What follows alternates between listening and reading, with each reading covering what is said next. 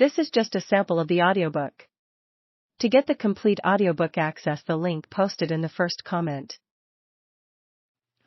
A Victorian house, a racehorse, jewelry, a rock band. Sounds like the basic ingredients for a good book. Interested?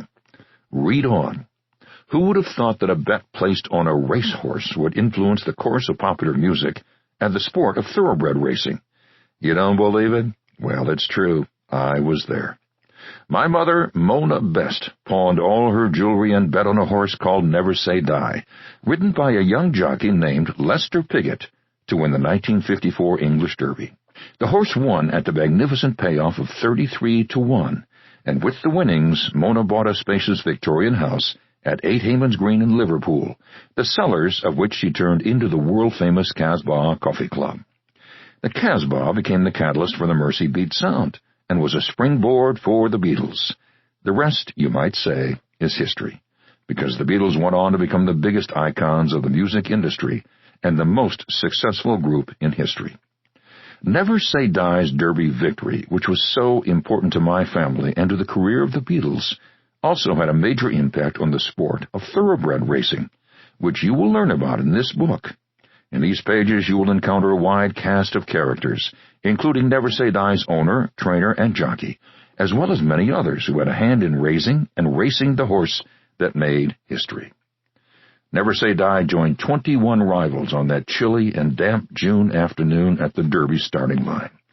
Top contenders included Elopement, to whom Never Say Die had lost his last prep race, Darius, winner of the 2,000 guineas, and the Queen's Colt, Landau, who had been well beaten by Darius in the guineas, but returned in the Derby trial to finish a good second to Rowston Manor.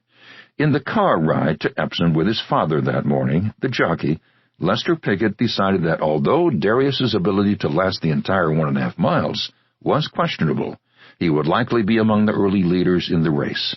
Therefore, a good tactic would be to follow behind Darius as far as he lasted.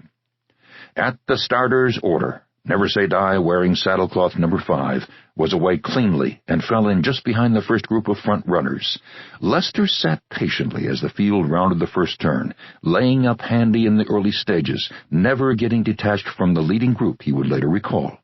The pair held 5th position at the top of the hill and maintained that spot as they headed into Tattenham Corner. Rounding the final turn, Never Say Die was positioned just behind Rowston Manor, Landau, Darius, and Blue Sail, who was ridden by top American jockey Johnny Longdon, and was quickly losing ground. As Darius took the lead early in the final stretch, Lester moved his horse to the outside and began to pass tiring rivals. Piggott explained that after accelerating with 1/8 of a mile to the finish line, Never Say Die gave me a winning feeling the rest of the way. Arabian Night made a late run to catch Darius for second, but Piggott and Never Say Die were safely in front at that point and galloped on to a relatively easy 2-length victory, finishing in a time of 2:35 4/5, 2 seconds off the record set by Aga Khan's Mahmoud in 1936. Among the happiest people at Epsom that day were the bookmakers, who had taken plenty of money on a large group of horses vying for the status of lukewarm favorite.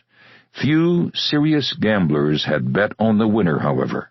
One older bookie declared, "In my 50 years in business, I cannot recall a worse Derby result for backers." And that is another way of saying it's my best Derby.